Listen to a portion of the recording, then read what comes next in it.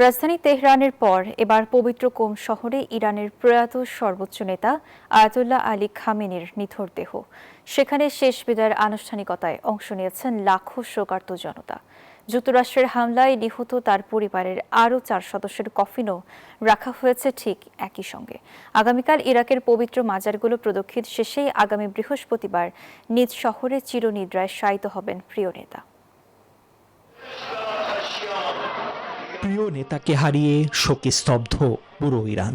পবিত্র কোম শহর জুড়ে এখন কেবলই কান্নার রোল আর বিষাদের নিবিড় ছায়া। 12 লাখ বাসিন্দার এই ছোট্ট শহরে জড়ো হয়েছেন আরও লাখ লাখ শোকার্ত মানুষ। বসুন্ধরা টিস্যু, অশুদ্ধতার বিরুদ্ধে এক বিন্দুও ছাড় নয়। অঝরে কাঁদছেন তারা, শেষ শ্রদ্ধা জানাচ্ছেন পরম মমতায়। প্রিয় নেতার পাশেই রয়েছে মার্কিন ইসরায়েলি হামলায় নিহত তার পরিবারের 4 সদস্য ও ছোট্ট নাতনির কফিন।